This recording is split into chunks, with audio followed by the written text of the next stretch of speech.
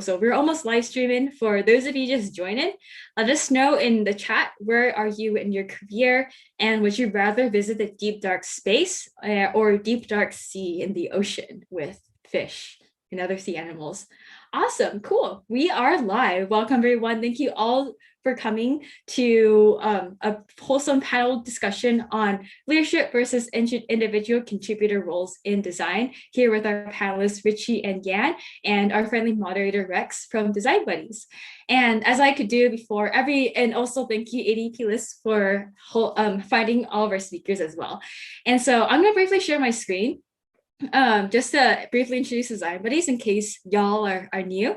So Design Buddies, we're a really wholesome design community, and we have a bunch of resources and places where you can ask for help in your design career. We have fun design challenges, events, panels, and even more. And you feel free to connect with us on any of our social media platforms as well.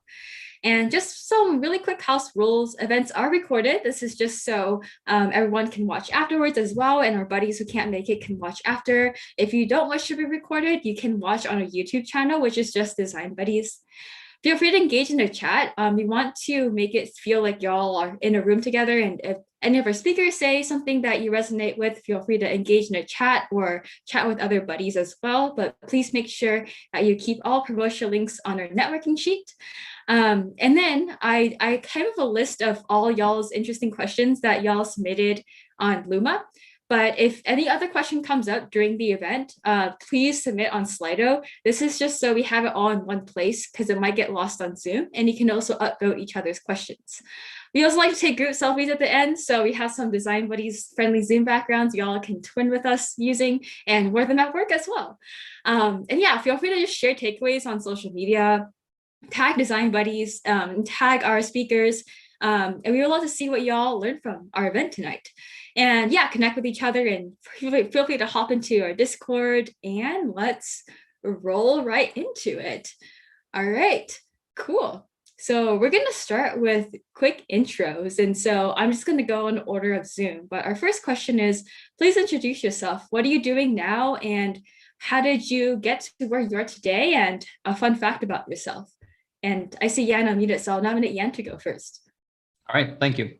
First of all, thanks for inviting. Fun crowd, fun topics.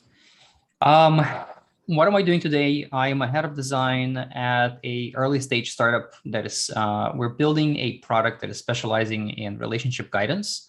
Not necessarily a dating app, but we kind of in between, if you will, people who are looking to date, but need to figure out what exactly the other partner or the other person are looking for. And so we kind of help them do it really quickly. Before that, how did I get there? How did I get here? I've been doing this for almost 25 years. And as I mentioned earlier, I started back in early 2000s. I started in agency life. I worked in any possible position you can imagine yourself under the sun in the design field. I rose from a really, really low level graphic designer in agency all the way to chief creative officer, eventually quitting the entire design field in agencies and slowly pivoting into tech world and client side, and going through that path as well through different startups and tech industry. And that's where I am today. Fun fact about me, I shared earlier about the fact that I'm a grandpa without having any kids. Another fun fact about me is that I speak 3 languages, and I worked on 3 different continents in 5 different countries. Oh, wow, that's so fun. Which languages? Russian, Hebrew, and English. Nice, I speak 2. But yeah, we'll go with Richy next for your intro. Hi, thanks. Hi, I'm Richy. I'm from Indonesia. I work as a head of design in a company called SIRCLO. It's an e-commerce enabler where we help entrepreneurs and small businesses to set up their own store. It's like Indonesia's Shopify. So what's the second question? How did I get here? Okay, started as a graphic designer. For several years, I've been doing like brand identity design, typography, layout, editorial design. And from there, along the way, I discovered that I also like to dabble with code.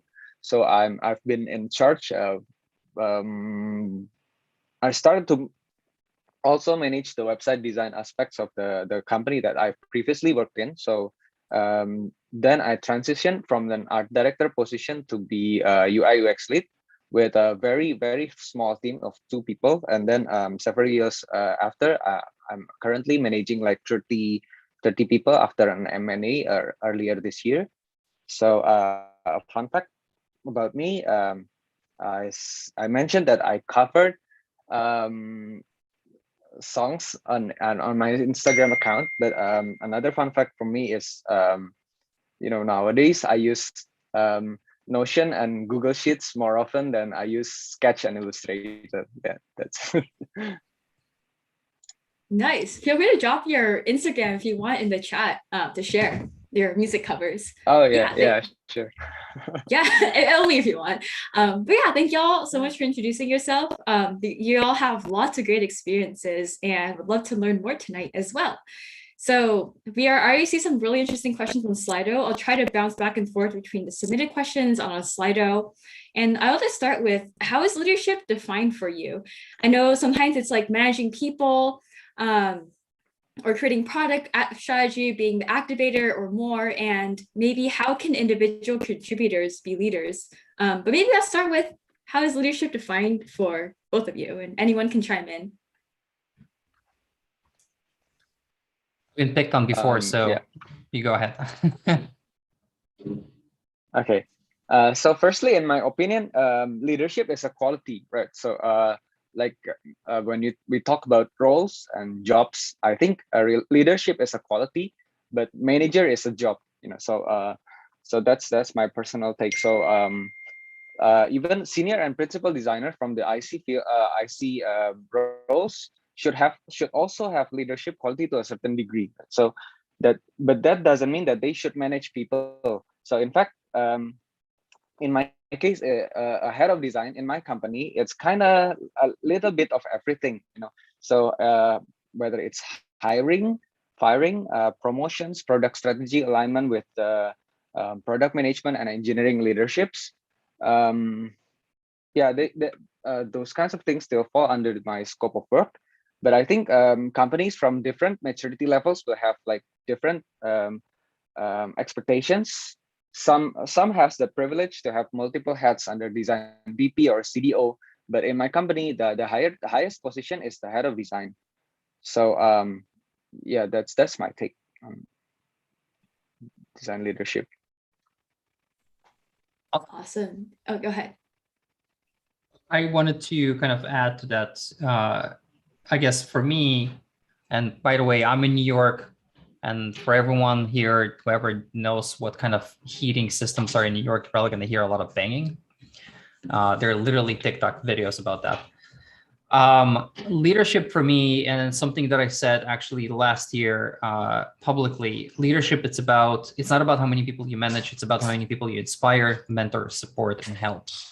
And so for me, that's what leadership is, because you can be a manager, but you can sometimes doesn't mean you're going to be a leader. You can be a leader, but it doesn't mean necessarily you're going to be a good manager or manager at all.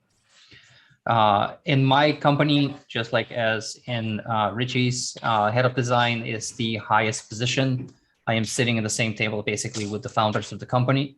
And I am responsible for everything design related in the company, including the product roadmap, strategy of the company and the product itself, hiring, firing, managing people, and so forth.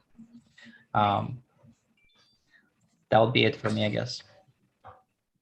Awesome. Thanks, y'all, for sharing. Yeah, leadership is a quality. And so just because you might be in an individual contributor position doesn't mean you can't be a leader. And management is a job, people management, like you take care of like hiring, firing, and promotion. So yeah, I love that distinguishment. And so, yeah, our next question from the chat is, and also submitted is, so this is more for management and the job is like, how do you know when you're ready for a management role? You don't. You don't. I I also don't. Yeah, it's not something that one day you wake up and like, aha, today I'm ready to be a manager. I'm sorry to disappoint people. It just doesn't work that way. What you would feel at some point, at least from my experience and my experience mentoring people into those roles, is when you see that you're willing to contribute and help more others than yourself. When you see yourself that you're ready to do that and you want to do that, that's when you're ready to lead other people.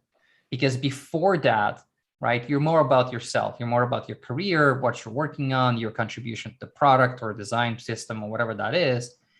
But once you find yourself more in a situation or a feeling that you no longer necessarily want to contribute to the product, you want to contribute to the company, you want to contribute to the team, you want to help the team, you find creative ways of how to help the team. That's when I think you'll kind of be ready to be a manager or leader. Yeah, I like that, because you're responsible for someone, or almost like you're really involved in someone's career growth and mentorship as well. So that makes sense. But yeah, Richie, I saw you unmute. Did you have anything to add? Yeah. So for me, it was a leap of faith. So I was offered a lead position, right? Because my friend, like several years back, my friends urgently need the someone to fill in that role. But at that time, I haven't, I didn't take any management lessons, any any preparations. I didn't even think about it, about the position. But a few years after I took on the role, I think though, through failures and mismanagement that caused my designer to resign out of neglect. So I learned a few things. So I can share with you, like how do you know if you're ready? So first, you have to really like connecting with people, with your design people, because eventually you're going to spend most of your time for them. So and the next thing is, you'll know it's time if you're ready to let go of your individual glory and most of your crafting time, to be traded for meetings, alignments, and one-on-ones. So and then I think the rest you can learn along the way, like just with failures and with mismanagement and so on. Yeah, that's for me. I would also add to that, when you choose to be even just a manager, not necessarily just in leadership, but if you choose to be in a position where other people rely on you, you kind of have to be ready to step into the role of kind of a weird combination of being a shrink and a parent at the same time, because you do listen to people's problems. You do need to be able to resolve and help them out if they have any kind of personal issues as well. So keep that in mind. Yeah, people management seems like a whole different set of skills in improving your craft and design, which leads us to our next follow-up question from Slido is management the only path, in your experience, to climb up the ladder? Can you be in a leadership role without managing people? Absolutely. Yep. But it depends on the company. Like, I know that, for instance, Google, they have different IC levels. And I think when you get to the IC level 6 or 7 or 8 within Google organization, you are considered to be a leader. You will be involved in certain strategic decisions. You'll be involved in certain strategic thought process and contribution to product roadmap and things like that. But you will have 0 direct reports. Smaller companies, you will not typically. Smaller companies, if you are in the management position, you will have direct reports or any kind of leadership position. Yeah, thanks for sharing. I guess that answers our question from Slido. What are the differences in leadership role in a small company versus a big company? It's like how many hats you'll be wearing, basically, whether you'll be continue doing product strategy or doing product strategy plus people management. Unless there's anything y'all want to add on this as well. Yeah, I think it largely depends on the company, I think. Yeah, it very much depends on the company, because if you're in a startup environment, and depending on the size of the startup can be anywhere between 0 all the way to 100 people. In that kind of environment, typically you will wear many different hats, apart from just being in leadership role, managing people and being involved in strategy. You also oftentimes would be a thought leader, which means that within the organization, you are the one who promoting design practices to other departments. Sometimes you might as well be asked to kind of wear a hat of being in the public space, and kind of give different talks on behalf of your company. I was in that position in my last company, where I was, apart from doing my regular operations and my regular job as a design manager, if you will, in the company, and the head of design, be responsible for everything there. I was also in design thought leadership position, where I was sitting on different boards outside of the company, but was related to the company. I was invited to different events to speak at, related to my company, but not necessarily directly related to design, if you will, but about the UX industry. So you kind of put in this position where you're not only contributing to the company, but you're also kind of contributing to the face and branding of the company itself outside of the company as well. Now, if you're going for a lot larger organization, odds are you're not going to be involved as much in roadmaps or strategy or thought leadership, but you will be more involved on a level of managing people, making sure that your specific department is operating and performing well.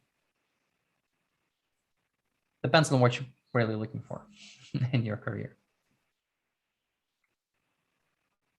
Yeah, I guess just the takeaway from that is that you can be a leader without having to worry about managing people. Because I know some people may be more interested in strategy and might not necessarily want to be involved in the day-to-day, like hiring, firing, managing people, and all the other skills as well. So I love that. Yeah, Richie, I saw you're unmuted. Do you have anything else to add too? No, I think Yan has explained everything. Awesome. Yeah, I just want to make sure. Yeah, I feel like it's like Clubhouse where I see people are unmuted, so I feel like I have something to say.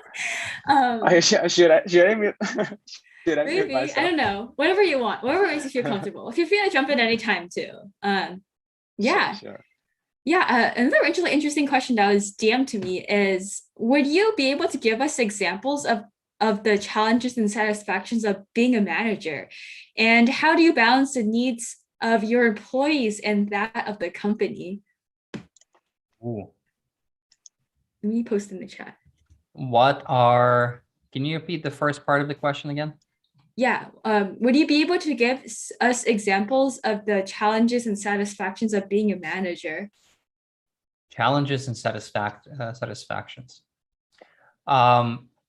Challenges is obviously will always be people, because people are different, and you can't expect everyone to do the same thing in the same way.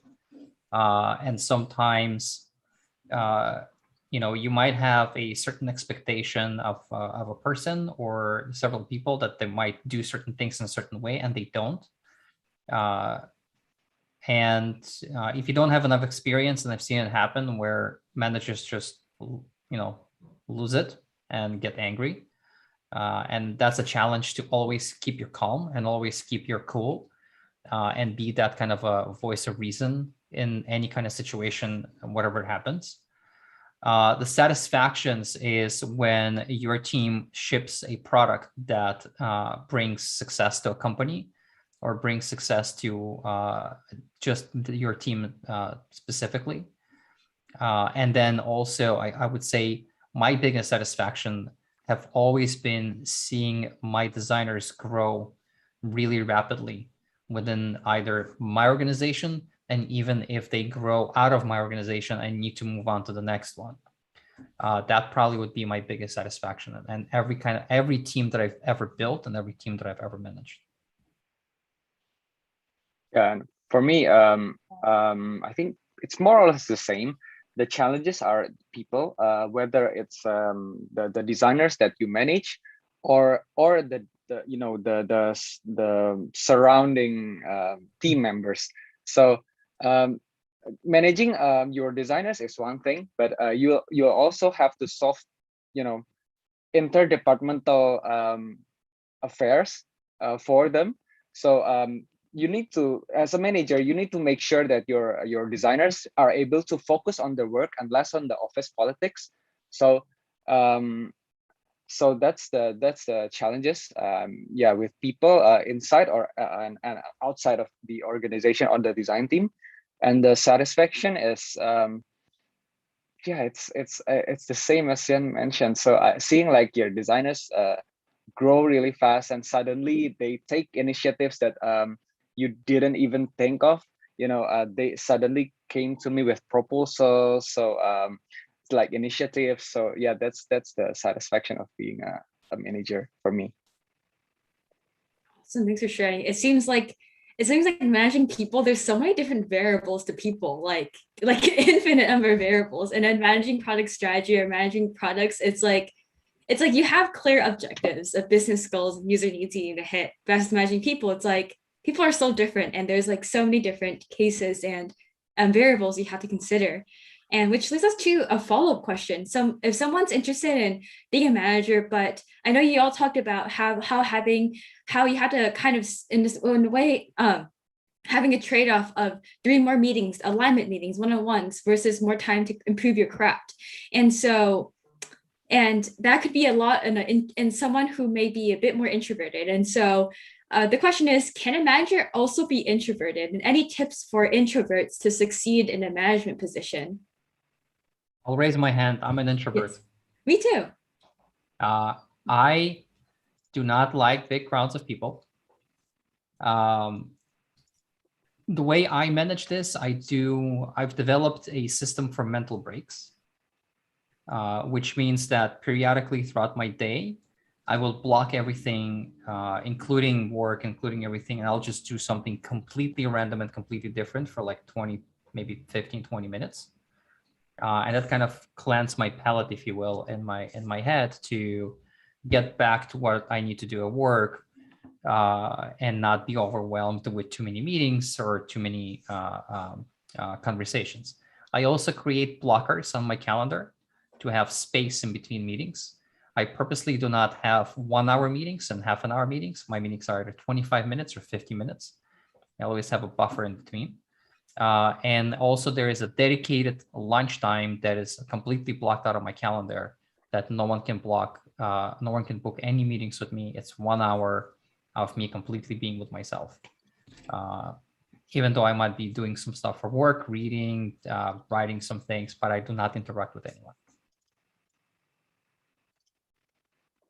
For me, I'm kind of I'm kind of an extrovert, but I can relate with some of the concerns, because I'm kind of like 55% extrovert, and then the rest as I'm introvert. So the main difference for me is like it's gonna take more energy, right? But it doesn't mean that you can't interact with people, right? So I think introversion and extroversion, I think it has little impact in determining how if whether if you can be a manager. Yeah, but I don't have any tips because yeah, I'm an extrovert. Yeah, just find your kind of find your zen space, if you will, right? And you can still be a manager. You'll need to learn how to manage your time in such a way that you don't have back-to-back meetings throughout the entire day, or you don't have back-to-back phone calls or Zoom calls or meetups and whatnot. Just create these little buffers, and it will help you cope with, okay, I spoke to some people right now for an hour. Now I can relax for 10, 15 minutes and do something else and not talk to anyone, and kind of creates buffers and helps you mentally. Yeah, definitely +1 with creating buffers. And yeah, as Sandra's in the chat, that's refreshing to hear. Currently work at a place where you must always be available during your lunch break. I definitely felt that way. Just for some context, I well, I'm in my first job out of college as a product designer, and I also felt the same way. But even if you're relatively new in your career like me, I block out my calendar, and I when I hit a certain number of hours of meetings in a day, that's when I know like, okay, this is like max socialness for me. And so I just block out the rest of my calendar to work, and no one really bothers me. So blocking your calendar like works a lot. Just knowing your limits, knowing yourself enough, being self-aware, knowing like your boundaries, and being able to block up time so you can focus and recharge, especially as introverts, like that also helps. Like, yeah. Um, oh, lots of interesting questions coming in on Slido. I'm gonna try to make them kind of in order so our conversation flows well. And kind of on the topic of management and leadership, what are the resources y'all would recommend to improve your leadership and management skills? Is it like working with a mentor, asking for feedback, reading certain books, attending certain conferences, or what resources specifically helped you both in kind of upping your career path so you're able to improve your management and leadership skills?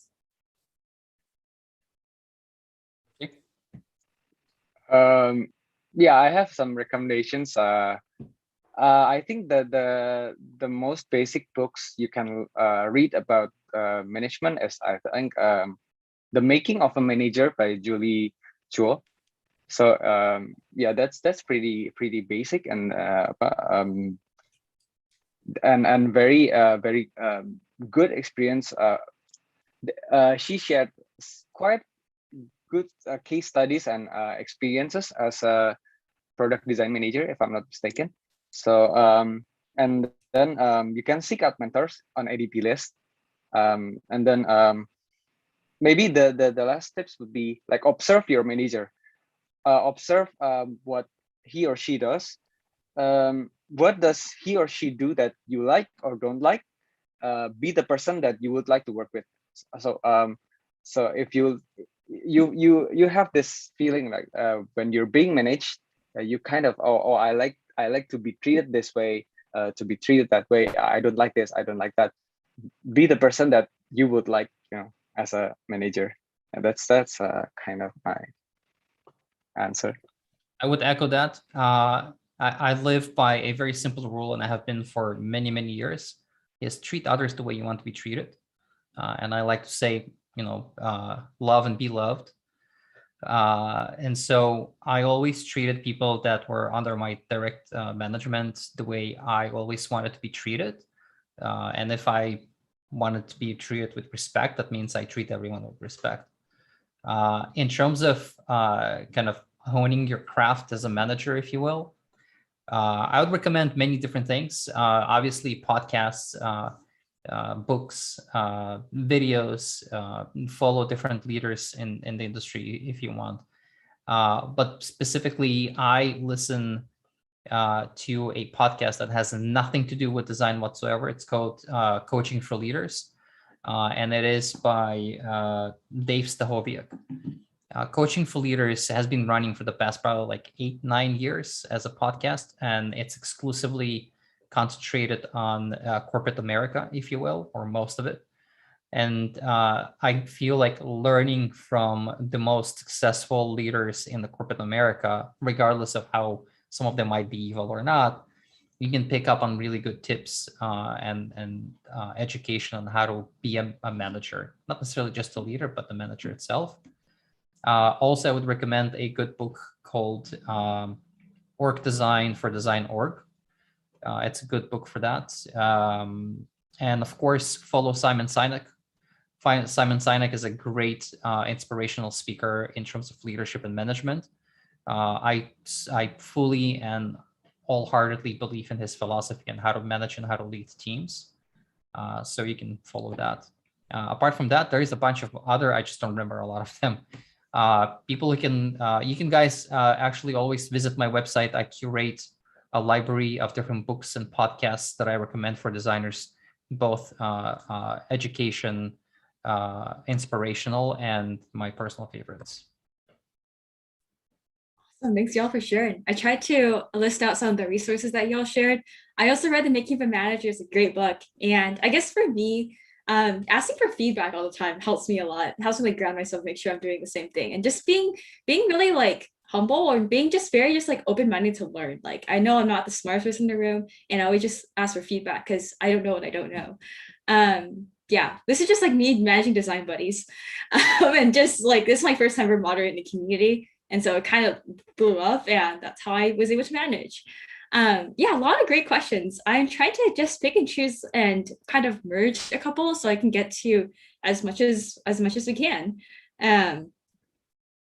Cool. And so this is we talked a lot about management and a lot of leadership qualities, and just to kind of dip more into the IC is what are some traits of IC designers who grow quickly? How do you or they measure growth? Is it like improving their craft, being able to communicate well, work well in the team, collaborate with their cross-functional partners, or yeah, I like it, at least in your experience as an IC or how you see ICs on your team, like what kind of common attributes the ones who grow the quickest have? And I'll post the question in the chat too. I guess I can start on this one. I would say that, and I have a great example actually. I hired somebody about 3 years ago in my last company, and the person joined us as a junior designer, and he grew to be a senior product designer within a year and a half. Obviously, with all the accolades and salary and everything else. And the reason that he was so successful and so quickly is because he was absolutely insatiably inquisitive and curious. He was constantly hungry for knowledge. He was constantly hungry for new things. He was constantly educating himself, asking for courses, asking for educational support, to the point where he came to me one day and said, I want to go and take a course in basic programming for Android and iOS because I want to know how to better communicate with our iOS and Android engineers.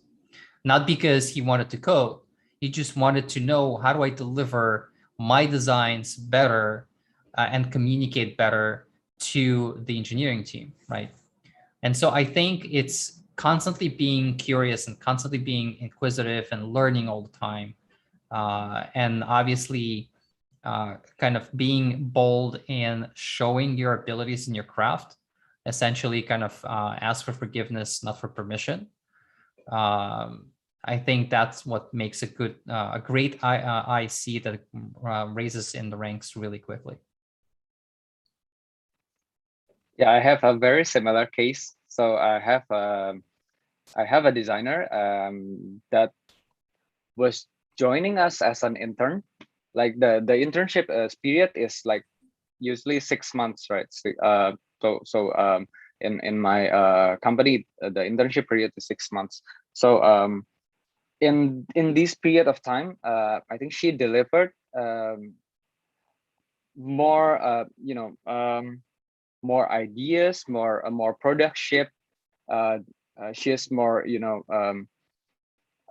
on time and very initiative. So very full of drive and initiative. So within 3 months, she got promoted to mid-level UI UX designer, and later 1.5 years later, she's now currently on probation on being a senior UI UX designer. The traits that of IC designers that I evaluated are sometimes the quality of the design for sure, but how she presented, how she was initiative. I mean, she often comes to me and said, "Oh, we need a framework for this. We need to have like this part." So the same person is in charge of the design system in our company, where previously we have none. So a lot of combinations of these traits. I mean, being curious is one thing, sure. The quality of the design, the curiosity, the willingness to drive, the collaboration. She has very great communication skills also. So that's all of the traits that we evaluate as a good I see designer that grows quickly. I would add to all of that. If you want to be a great and successful individual contributor, have the drive, have a passionate love for what you do, and be relentless. Like just keep going and keep asking questions and keep interrogating your manager to understand better where to go.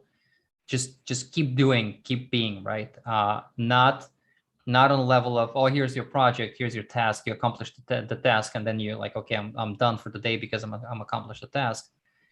But being this kind of a driver, right? I became an art director when I was 26 years old, managing 15 people. I was put in that position. I didn't ask for it, but I was put in that position because 6 years prior to that, I have showcased my incredible hunger for constant innovation, for constant production, for constant creativity, always learning, always doing, and obviously it's being recognized. So just love what you do. I always say to all of my mentees, if you're choosing to be a designer, whatever that is, UX, product, visual, graphic, print, marketing, branding, I don't care. Whatever that is, if you truly love it, you will be successful. If you don't love it, you'll make a living, but you won't be successful. Yeah, thank you both for sharing. And definitely I +1 to both of what y'all shared. That's exactly what I do as an IC, and it helped me also like level in my career as well. Just the process, just being curious, open to learning, asking a lot of questions, asking why, being able to tie your designs back into how does this make impact in the business? Like how does it improve user experience? How does it make money? Basically, they care about impact at companies. And also just finding ways to like find gaps in your team in like workflows and find suggestions and recommending them as well. And I guess like something that helped me currently right now is like once you finish a UX flow, like you think you're done, but you can come back to it later, like during the day or like next day, you'll find more missing pieces. So just coming back to work, like you're never like really done. There's always room to improve, and being able to like think really deeply of that also helped me as well. Yeah, there's a lot of questions about management. So I'm going to kind of segue back into it. And this is one that's submitted on Luma, which is kind of focuses on both of y'all's day-to-day role is what should the head of design be responsible day-to-day, and what should they be doing that is more long-term? I guess like how does your typical day look like? And what decisions do you make? I don't think there's such a thing as what a head of design should do. It's more about what head of design decides to do, right? And how we do it. I think that really what our day-to-day is, right? Because typically what happens is, because you're involved in the strategy of the product and the company, you know what is kind of ahead, right? You know what's 12 months from now, or what is expected to be 12 months from now, or what's the goal of the company or the product. And so day to day is essentially, at least for me, I don't know, Richie, maybe something different, but at least for me is constantly thinking, how do I steer and how do I organize all of our workflows, all of my team, everyone involved in my team who will be responsible for what at what time in order to achieve these goals. That's like literally my everyday life, if you will. Having meetings with other heads of departments, the founders, engineering and so forth, just to constantly figure out how do we get to those goals faster, more efficient, and with better results. That's my day-to-day. Apart from hiring, firing, and everything else. Yeah, and for me, what Yan said is very, very true. There's no real definition of what head of design should do. But if you want to know like the nitty-gritty stuff that I do, like we do like mostly alignment meetings with different departments on different projects. So with marketing, product tribes, squads, researchers, writers. I also read, these my designers, like they do like weekly or bi-weekly UX audit, right? I read the reports. I found out what I find out I mean, how they create reports. I are they focusing on the right problems and things? So I read UX research plans, approving budgets, research budgets. I like to keep the hierarchy flat. So although I have like 30 direct reports, I still make time for them to consult. So one-on-ones is quite taking a lot of my time. So listening to their concerns, ideas, and blockers. In the long term, I'm the design evangelist of the company, and I always advocate the importance of design inclusion across all departments projects, because in my company, design is not actually, in my country, design is like a secondary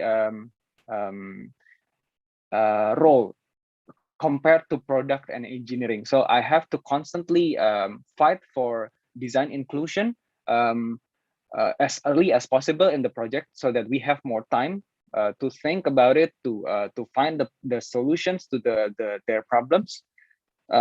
So I also work on product design vision and strategy for each quarter in collaboration with product management and engineering leaderships.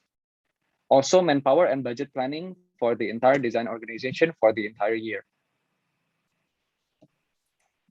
Nice. That's a lot of stuff. A lot, just making sure everything works properly, making sure there's no blockers, doing strategy, and all the good stuff to make sure everyone can do their work. Yeah, so I'm gonna segue to our next question. I guess for our last like 5-10 minutes, we're doing a lightning round, but we're not there yet, just to prep y'all ahead of time. To get through as many as I can, because there's a lot of great ones that I don't want to miss. So our top voted one is, in a startup, I'm moving from a sole designer to now have a small design team under me. How do I properly transition into that position?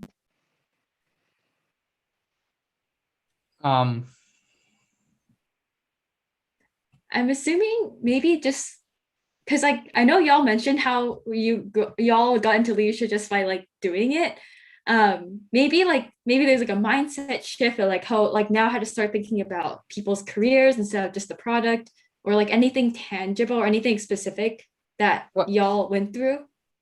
Well, actually, funny thing is that somebody asked this question, and so I'm a member of a design leadership forum, and somebody asked that question today in the forum of what are the 3 things a design leader should have ready when they're transitioning into a leadership position.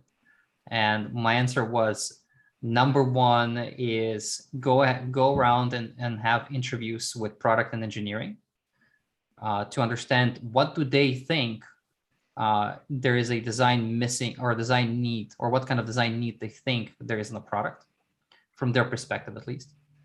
The second thing is have a clear hiring roadmap of who, when, and why, because you will have to explain who you need to hire, when you need to hire them, and why, and how it relates to the actual product roadmap.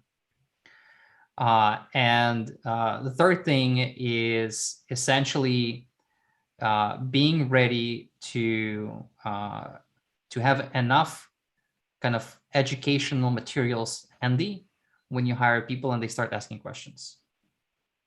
Make sure that everything you have in the company that a person needs to know, you have handy. Make sure that you have spoken to whoever is superior to you, that you have a career growth trajectory to whoever you hire, and there is a clear outline how to promote them if they deserve a promotion. The rest will come with time, but you need to be ready with these things, at least in my opinion. I'll add to that. So one more thing that you can do as a new manager, I think you must know your own style of leadership. So there's a lot of leadership styles, right? You can read about it, you can Google it.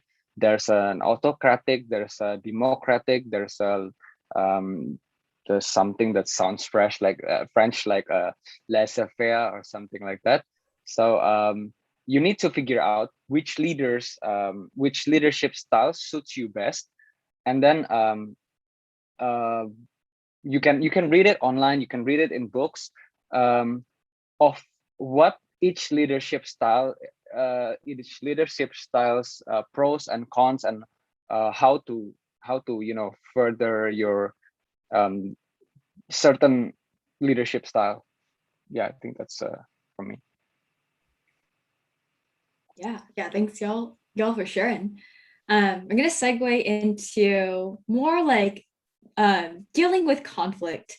There are some questions I would ask about that. Another interesting question that someone might face is, have you ever experienced a situation when someone from a team you manage or lead challenge your authority, and what do you do in that situation?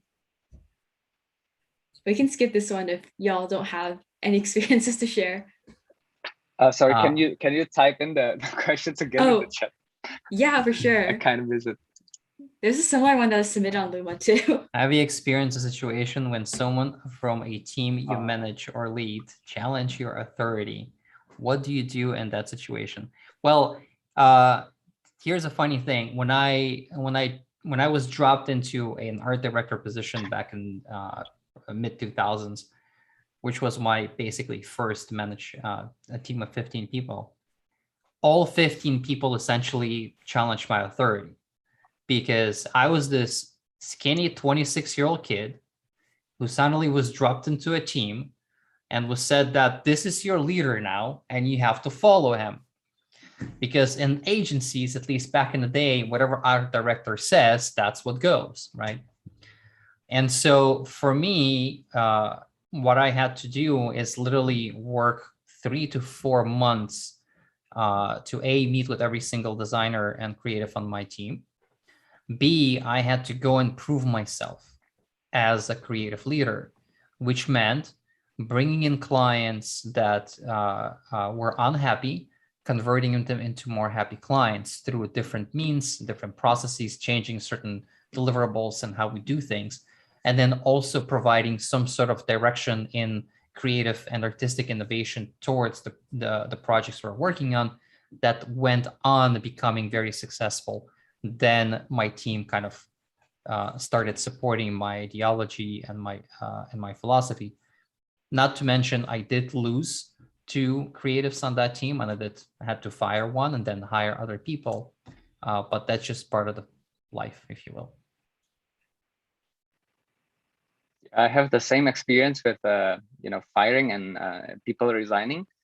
So yeah, I have been challenged, and that was during my early entry to management. So there's nothing to do but accept the fact that you're a bad manager. So for me, how do I deal with that situation? I think from that case, I become a very caring person to my team. So I think some experiences you'll just have to go with it and swallow the experience and then just grow out of it. Yeah, I think that's it will happen to everyone who starts and everyone who gets into the management or leadership position for the first time, and you're being given a team, not the team that you're about to build, but you're being given a team. Yeah, you will be challenged. Maybe not sometimes directly, even though I was challenged directly at some point. But you will be challenged. It's just for you to find a way to kind of prove yourself. And if you lose somebody, then you lose somebody. It's just part of life. Yeah, I agree. I was definitely a challenge in design buddies. Long story short, I'm like relatively younger than a lot of people, and people like look down on me because of my age a bit. But I try to understand where they're coming from, and if it's something about them, they're just upset or jealous or whatever, then yeah, that's where the challenge is coming from. If they're coming from a point of concern, then like, yeah. So understanding their intentions is also something I would add as well. Yeah, so I'm gonna do a lightning round. So another question is like, so feel free to provide like 1 or 2 sentence answers. I'm just trying to get as much of our buddies' questions as possible. The question is, how do you know when to step back as a leader? How do you manage situations in which you don't know how to manage or need help yourself? It's very easy. When you don't know something, admit you don't know. Don't try to smart your way out of it. Just say, I don't know. but I'll go find out and I'll get back to you with the answer. Yep. Yeah. Got the Yeah. agreed. Awesome. Yeah, always saying no, but like coming with a solution is important. Cool. So next question has to do with interviewing. And I saw a question about resumes as well. How is interviewing for a leadership or a management position in different than interviewing for an IC position? Like, do you get more of like situational questions, or like how does the interview process differ between management roles and IC roles? In management roles, people typically are less interested in your individual contribution projects, but they're more interested in how many people you managed, when, how, what was your philosophy in hiring, what is your philosophy in managing, how do you see people, how do you fire people, how do you resolve conflicts between departments and within your department, how do you promote, how do you help, support, and mentor your team. These are typically the kind of questions that you'll be asked on the interview process. Apart from your creativity levels and abilities, mostly you'll be asked about your management skills abilities. Yeah, it will be more on the case studies and dealing with uncertainties and leadership. Awesome. Thank you. Next question is, what makes a good leader in design? It could be like a few traits from all of y'all. I know it's kind of answered throughout, but just to sum it up, what makes a good leader in design from your perspectives? A good leader in design. Mm-hmm. I think for me, I think I came from the country that the design process is not mature enough throughout, you know. So to be a good design leader means that you can advocate, you can basically tell everyone that design is more about just crafting beautiful stuff. You know, there's a lot more than meets the eye. That's I think that's the most important for me in my situation as a design leadership. That's what's expected in most companies, at least. In my opinion, what makes a good design leader is several things, or a combination of several things. One is being a kind of a international waters and know how to be kind of a very politically neutral when there is conflicts between departments and know how to navigate that. The second thing is being incredibly good at listening rather than talking. And the third thing is knowing, at least on a high level, every single profession that will be on your team, which means if you're hiring UX designers, product designers, visual designers, UI designers, animators, UX writers, and so forth, you need to know how to do their job, at least on a high level. Not because at some point you will have to do their job, which sometimes that happens, you might. But at least when you manage people in those roles, you know exactly how long it takes them to do certain things. You know exactly what their processes are. You know exactly how to evaluate their process and timing when you're being asked at a leadership meeting how long it will take on a certain project. So the more you know, the better. Awesome. Always learning. I have about two more questions. The first one is, kind of like you said, how would you manage conflict in an interview question? How would both of y'all mentor and resolve conflicts, just to play it back? How would like manage we conflicts resolve... in a team? How would you resolve conflicts? Oh, how do we manage conflicts on the team? Mm-hmm. Well, I personally always try to make sure that there's no conflicts on the team. And for that, I have weekly meetings on Mondays where we all talk about everything going on in the company, on our team and the product. We also have one-on-ones, and we have once a month in my company, we have what we like to call a open forum kind of a conversation, which means we talk about any topic which considered to be kind of taboo in our companies, which is socio-political issues, political issues, local social anxieties, if you will. And so we make sure that not only my team, but the rest of the company's team kind of have an outlet to talk about things and not be kind of like keeping in their own things that might eventually blow up and create a conflict. But if there are a conflict, then it's typically through conversations and figuring out what's going to be the best kind of middle ground resolutions. Yeah. Yeah, and try to listen more on the root cause. Find out the root cause instead of just resolving the surface tension. You have to like deep dive into their root cause of what's causing their behavior, and why does he or she behave that way, and maybe ask them for feedback. This is counterintuitive, but maybe ask them for their feedback on what they think is the better resolution to this conflict, and then you might know their line of thinking, so then you can resolve it better. On that note of feedback for people who are looking to transition into management, when you do manage people, ask to review you every quarter. Ask them to write a review on you, not the other way around.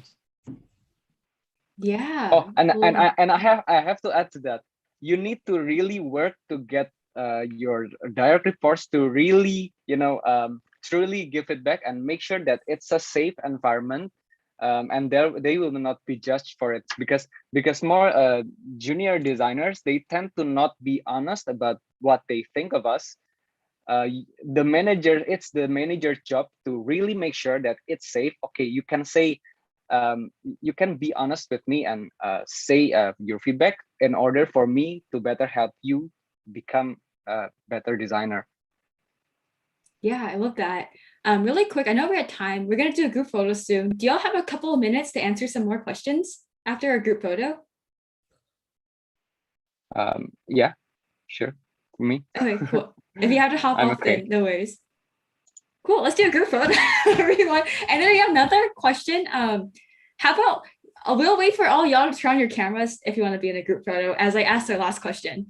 If you don't want to be in a group photo, you can just like react when I turn on the camera. But as we wait for everyone to turn the camera, our last question, before we answer like a little bit more, is I'm trying to find it where it was. Oh, where do you see yourself in the next few years? How do you measure your own growth and progress? Oh, that's a great question. So the way I measure my own progress and my own growth is by how many things have I learned and where that my knowledge went, right? I always like to learn things. I have a book by my bedside. I have a book on my desk in my office. I have a book in the living room. And so I constantly try to know more things. Yeah, not always related to design. I always like to broaden my knowledge outside of design because it helps me be a better creative and a better manager and a better leader, is when I don't only know the design field, but also know a lot of things around it. And so for me, when I think about my next couple of years, is mostly how much of a better product I ship, how much do I mentor and help grow, how many people I help grow every single year.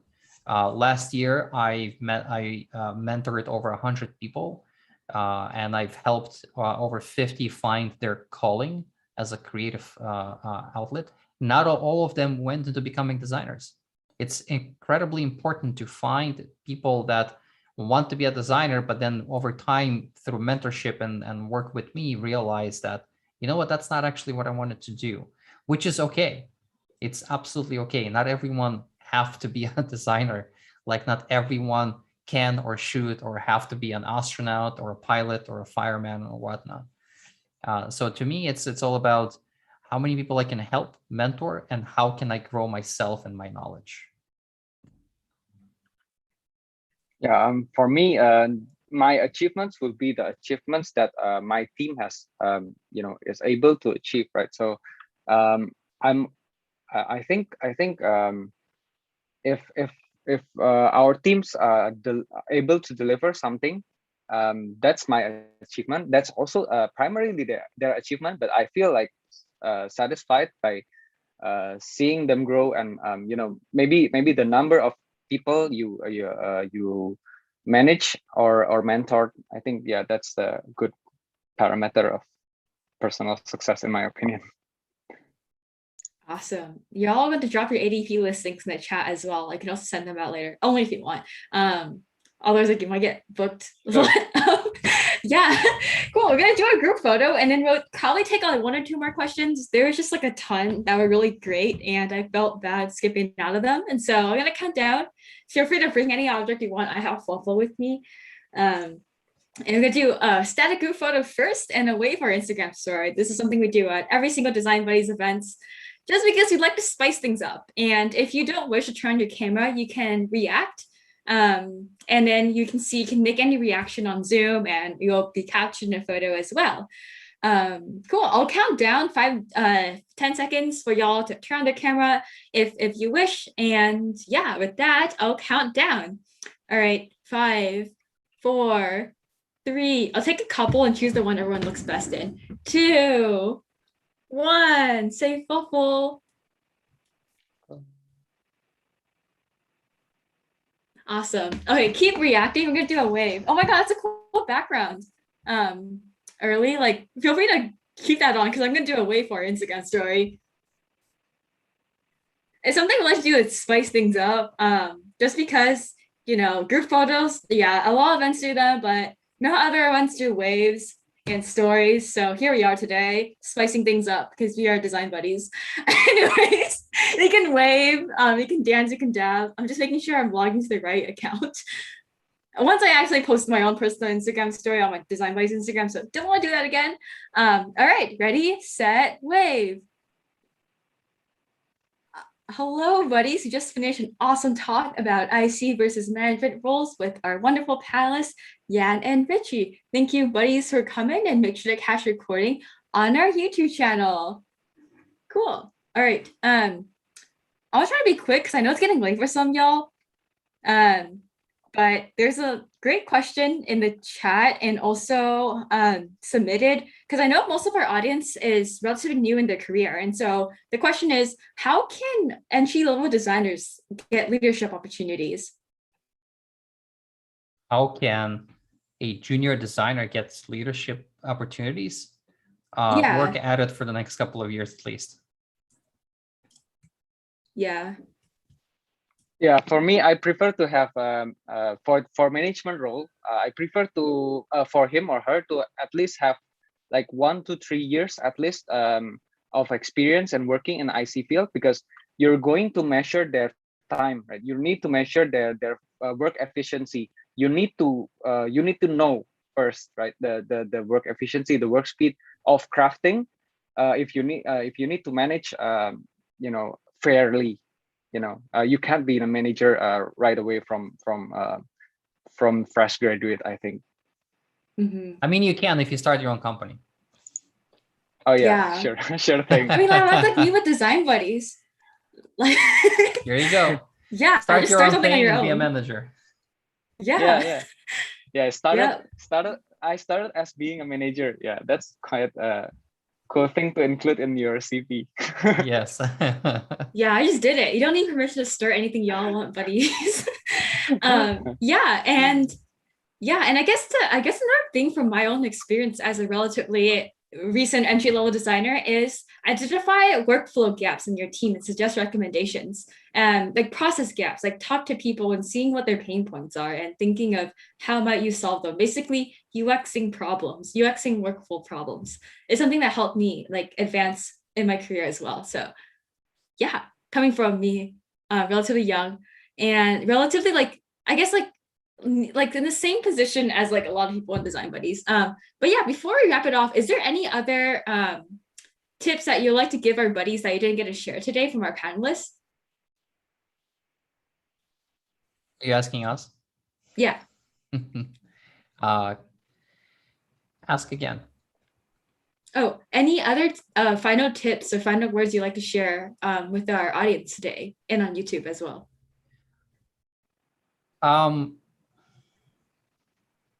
I would say a few things, I guess.